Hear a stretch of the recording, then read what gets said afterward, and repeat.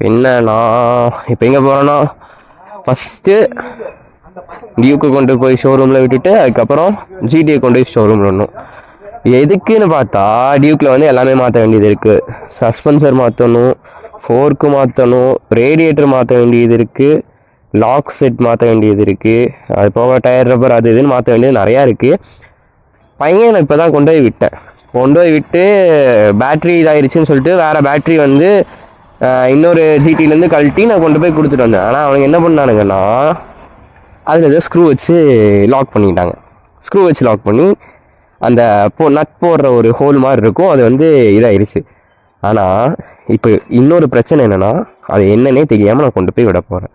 அவனுக்கு இதுக்கு எவ்வளோ பில் பண்ணுறானுங்கிறது தான் இப்போ யாருக்கும் தெரியாது. அந்த சம்பவம் மட்டும் தெரிஞ்சுனா தான் தெரியும் ராயல் என்ஃபீல்ட் ஷோரூமில் எந்த மாதிரி நம்மளை இது பண்ணுறாங்கன்னு சொல்லிட்டு.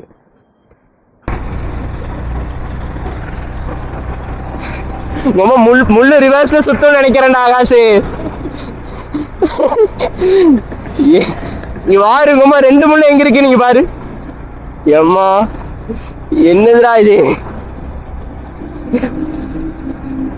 அடிச்சு பார்க்கலாமா?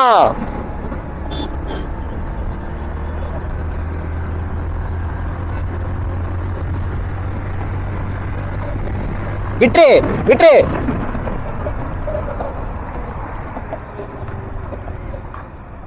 நோ நோ மூச்சு செத்து போச்சு, டெத்து.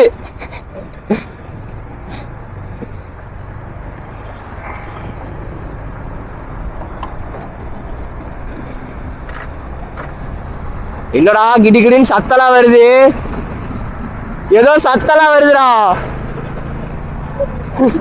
ஆமா விடு விடு விட்டு.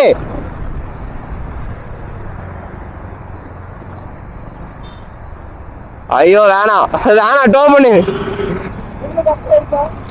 இல்லடா இங்க இருக்குடா முள்ளு. நல்லா ராயல் என்ஃபீல்டர் நல்லா தரமா செஞ்சிருக்கீங்களா டேய். டேய் மேனுஃபேக்சர் பண்ணதெல்லாம் கரெக்டாக தான் பண்ணானுங்க, இந்த சர்வீஸ்ன்னு சொல்லி விட்டோம்னு வச்சுக்கோங்க இங்க எல்லாம் நல்லா பண்ணிடுறீங்க தங்கம். சர்வீஸ் மட்டும் தரமா பண்றீங்க தங்கம். எங்கெல்லாம் ராயல் என்ஃபீல்டு ஷோரூம் இருக்கோ அங்கெல்லாம் போய் விடணும். எங்க வீட்டு பக்கத்துல இருக்கிற ஷோரூமை விட்டுட்டு நான் இப்ப எவ்வளவு தூரம் போயிட்டு இருக்கேன் தெரியுமா? அநியாயம். யூட்டன் போட்டு வரணும். ஃபர்ஸ்ட் அப்படியே கேடிஎம் ஷோரூம் போறோம், உள்ள போயிட்டு கொட்டேஷன் எடுக்கிறோம், பையன் எவ்வளோ வேலை வச்சிருக்கான் ஆப்பு வச்சிருக்கான்னு சொல்லி பார்க்குறோம், அவ்வளோதான். விட்டுரு. ஆமா ஐயோ வேணா அடிச்சு தூக்கிடாதீங்க. எங்க வீட்டுல வேற ஏற்கனவே நான் தண்ணி தொலைச்சு விட்டாங்க.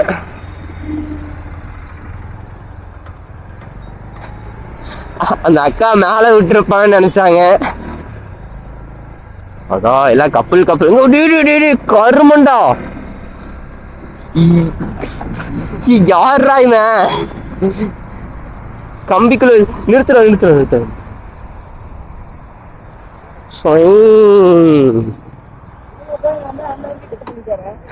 அதை போய் டவுன் பண்ணிட்டாரியா? Okay good job. ஏன்னா அந்த வண்டி பெட்ரோல் அடிக்காம வந்துட்டானுங்க. வண்டி பெட்ரோல் அடிக்காம வந்தனால வண்டி ட்ரை ஆயிருச்சு. என்ன செல்லம் இப்பெல்லாம் பண்ணிட்டு இருக்க? சரி கொட்டேஷன் கேட்கலாம் எவ்வளோ வருதுன்னு சொல்லிட்டு ஃபர்ஸ்ட்டு போய் கொட்டேஷன் எவ்வளோன்னு கேட்கலாம்.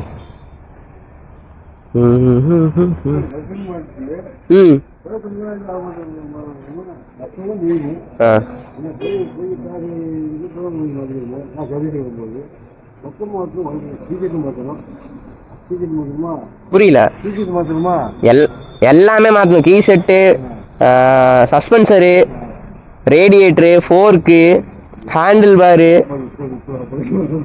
எத்தனை நாள் ஆகும்? தீபாவளிக்கா? ஓகே தீபாவளிக்கு அப்புறம் கிடைச்சாலும் பரவாயில்லண்ணா. கொண்டு இருக்கானுங்கண்ணா வண்டி. இல்ல ஓடிட்டு தான் இருக்கு வண்டி. வண்டியெல்லாம் ரன்னிங்ல தான் இருக்கு.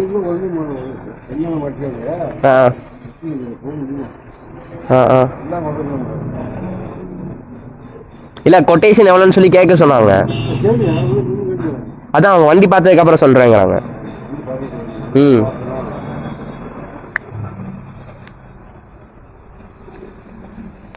இப்போ கொட்டேஷன் வாங்கிட்டு என்ன சம்பவம்னு சொல்லி அதுக்கப்புறம் தான் தெரியும். எதை மாற்றுறது எதை நம்ம மாற்றுறதுன்னு சொல்லிட்டு அதுக்கப்புறம் தான் தெரியும். இப்போ ஒன்றுமே வந்து ஸ்டேபிளாக இதெல்லாமே மாற்றிடலாம், இதெல்லாத்தையும் முடிச்சிடலாம் அப்படிங்கிற ஒரு இதில் இல்லை. ஏன்னா வந்து வண்டியில் எவ்வளோ ஆகுனே இன்னும் தெரியாமல் இருக்குது. அந்தளவுக்கு வண்டியை போட்டு ஃபுல்லாக தட்டு நாசமாக்கி வச்சுருக்காங்க. நான் இவனுக்கு என்ன வாங்கினேன், இவன் பெட்ரோல் கிடைக்க மாட்டேங்கிறான்னு சொல்லி இவனை வாங்கின பாவத்துக்கு என்ன பண்ணி வச்சிருக்கேன் நாங்கள் பார்த்தீங்களா? ஒன்றுமே இல்லை. ஏடா மீட்ரு முள்ளை எப்படிடா இங்கே வருது? ரைட்ரா, ஒரு பேட்ரி டவுன் ஆயிடுச்சுன்னு சொல்லிட்டு கொண்டு போய் கொடுத்தேன். பேட்ரி டெத்துனாங்க. அதுக்கு நான் ரீப்ளேஸ்டாக வேறு பேட்ரி கொடுத்தேன். அதை போய் ஸ்க்ரூ போட்டு ஏற்றி வைப்பீங்கன்னு யாருக்குடா தெரியும்? இப்படி தெரிஞ்சாங்க வீட்லேயே நான் மாற்றிருப்பேன். மாட்டி 2 நாள் தான் ஓடினா. 2ஆம் நாள் ஒரு மாதிரி கட் ஆஃப் ஆகிற மாதிரியே இருந்தால். அதுக்கப்புறம் பார்த்தா மொத்தமாக நின்ட்டான். அதுக்கப்புறம் ஓப்பன் பண்ணி பார்த்ததுக்கப்புறம் தான் தெரியுது இதாக இருக்குன்னு சொல்லிட்டு. நாங்களும் இது கேட்கல. இன்னைக்கு தான் போகிறோம். இன்னைக்கு தான் இத்தனை நாள் கழிஞ்சு இன்னைக்கு தான் எடுக்கிறோம். பார்த்தீங்களா? நீங்கள் உட்காருங்கடா. உட்கார்றதுக்கெலாம் எதுவும் சொல்லடா. என்னடா பண்ணுற? ரோட்டில் வச்சு முத்தம்லாம் கொடுக்குறாங்க. யாருங்க இவனுங்க? ஃபுல்லாக கப்புளாக தான் உட்காடுறீங்க. பரவாயில்ல, அதுக்கு முத்தம் கொடுக்கறதெல்லாம் அநியாயம்டாடி. எங்களை மாதிரி ஆளுகளாம் அதை பார்த்து வெறிதான்டா ஆவாங்க. பப்ளிக்குன்னு கூட தெரிய மாட்டேங்குது. கட்டி பிடிக்க அவங்க பாருங்க. பாரு பாரு பாரு பாரு பாரு பாரு ரைட்ராடி.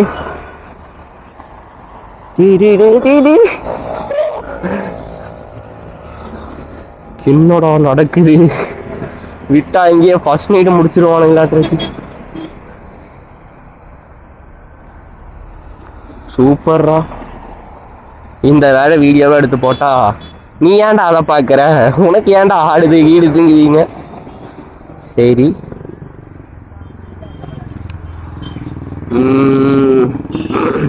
அதை பார்த்து நம்ம ஒன்றும் டைம் வேஸ்ட் பண்ண வேணாம். நம்ம வந்துட்டு நம்ம வேலையை பார்க்கலாம். நம்ம பசங்களை வேற இன்னும் காணும். எங்கே இருக்கானுங்கன்னு வேலை தெரில. எப்படியும் பாலத்துக்கு மேலே வந்தானுங்கன்னா கன்ஃபார்ம் வந்து நாளைக்கு தான் வருவானுங்க. ஒன்றும் பண்ண முடியாது.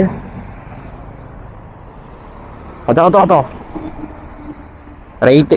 இதுக்கு மேலே வந்து நான் இதெல்லாம் போட போகிறது இல்லை. வேணாம், இது நம்மளுக்கு இந்த சாப்டரே வேணும். லவ்ங்கிற சாப்டரே வேணும். எனக்கு அழுக வந்துடும் அதுக்கப்புறம். வேணும்.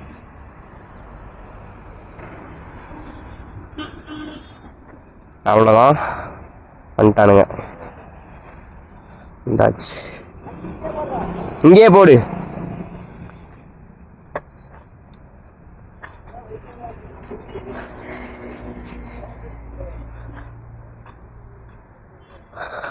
அண்ணா, புரியலண்ணா. வண்டி நம்பர் இருக்கு. இல்ல, அதுல கிளாம்பே இல்லண்ணா. புரியல, அதுல பின்னாடி மாட்டுறதுக்கு ஹோல்ஸே போயிடுச்சுண்ணா.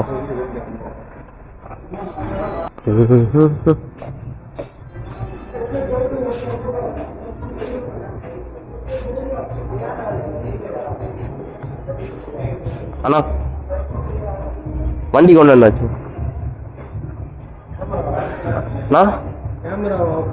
ஓகே,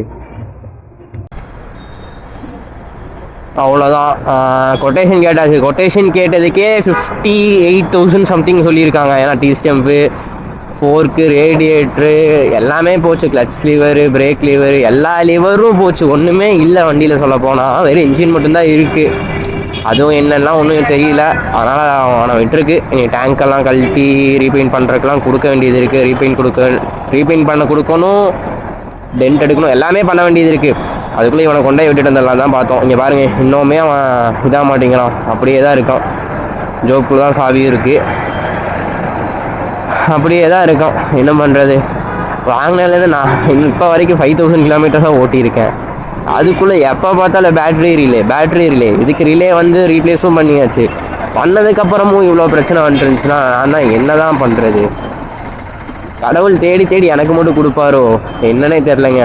எப்போ பார்த்தாலும் இதே பிரச்சனை தான் வந்துருக்கு. அதில் மட்டும் இல்லை ராயல் என்ஃபீல்ட் ஷோரூமில் தான் அந்த அளவுக்கு மட்டித்தனமாக சர்வீஸ் பண்ணுறாங்களான்னு எனக்கு தெரில. ஏன்னா ஒரு பேட்ரி மாத்திரக்கு 1.5 ஹவருங்கிறது ரொம்ப அதிகம். எனக்கு தெரிஞ்ச ஒரு பேட்ரி மாத்திரக்கு 1.5 ஹவருங்கிறது ரொம்ப ரொம்ப அதிகம். அதுவும் பேட்டரியில் ஒரு ஸ்க்ரூ போட முடியலன்னா அந்த நட் போட முடியலன்ட்டு ஸ்க்ரூ போட்டு விடுறது அதை விட அதிகம். ஸ்க்ரூ போட்டு ஏற்றி விட்டுருக்காங்க. என்னங்க பண்ணுறது? பார்க்காம விட்டுருந்தோம்னு வச்சுக்கோங்க, எதை வேணால் போடுவாங்களாட்ருக்கு. விட்டால் பேட்டரியிலேருந்து ட்ரில் பண்ணி கூட ஓட்ட போட்டுருவாங்களாட்ருக்கு. வெடிக்க வச்சுருவாங்க வண்டியை. நீங்கள் அடுத்தது இனி இந்த பிரச்சனைனால இப்போ என்ன போச்சு என்ன ஆச்சுன்னே தெரியலையே. அன்னைக்கு கொடுத்தேன், அதுக்கப்புறம் அப்படியே நின்றுச்சு. இத்தனை நாள் எடுத்துகிட்டு வரதுக்கு எனக்கு டைமே இல்லாதனால நான் எடுத்துகிட்டே வராமல் அப்படியே விட்டுட்டேன். சும்மாவே வீட்டில் படுத்து படுத்து தூங்கிட்டே உட்காந்துருக்கனால அப்படியே விட்டுட்டேங்க. இப்போ என்னன்னே தெரில. ஆசையாக அங்கேருந்து இங்கே வந்து வண்டி எடுத்ததுக்கு பார்த்தீங்களா, சர்வீஸ்லேருந்து எல்லாத்துக்குமே காசு வாங்குறாங்கல்ல, அப்புறம் என்ன ஆகுமா? இதில் வேற தம்பி வேற, அருமை தம்பி வேற கொண்டு போய் ஸ்க்ராட்ச் வேற ஆக்கி வச்சிருக்கான். நான் ஒன்றாக்குனேன்னா அவன் 10 ஆக்குவான். ஒன்றுக்கு பதிலாக 10ங்கிறது ரொம்ப அதிகம். இங்கே போய் அவங்க என்ன சொல்ல போகிறாங்கன்னு ஒன்றும் தெரியல. ஐயோ, இந்த பேட்ரி கம்பெனினால அவங்க என்னெல்லாம் சொல்லுவாங்க நீங்கள் வேணால் பாருங்களேன். என்னெல்லாம் பில் போடுவாங்கன்னு மட்டும் பாருங்க. அது இல்லை இது இல்லை அப்படி இல்லை இப்படி இல்லைன்னு எதுவும் சொல்லுவாங்க பாருங்க. பேட்டரி நான் ஸ்டார்டிங்லேருந்தே சொல்லிட்டு இருந்தேன், வாரண்டி கிளைம் பண்ணிடலான்னு பண்ணாமையே விட்டு கடைசியில் இப்போ பாருங்க எனக்கு தான் அதுலேயும் லாஸு. அதனால இப்போ இந்த பேட்டரி என்னாச்சுங்கிறது கூட எங்களுக்கு தெரியாமல் இருக்குங்க.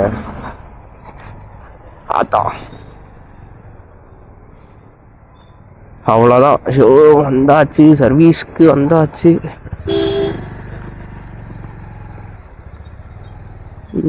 உள்ளே போனதுக்கப்புறம் தெரியும். ஆமாம், இங்கே கேமரா வேறு எடுக்க விட மாட்டாங்க, போட விட மாட்டாங்க, மாட்ட விட மாட்டாங்க, எதுவுமே தெரியாது. அப்படியே போக வேண்டியதுதான்.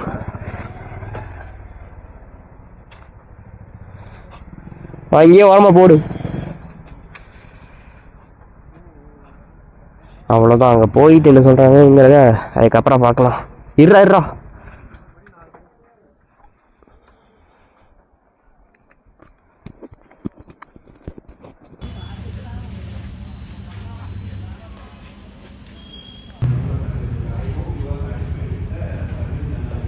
எப்போ பார்த்தாலும் வண்டி இங்கேயே தான் நிற்கிது. எல்லாம் பார்த்துக்கோங்க. ஏதோ பண்ணிகிட்டு இருக்காங்க கழட்டி.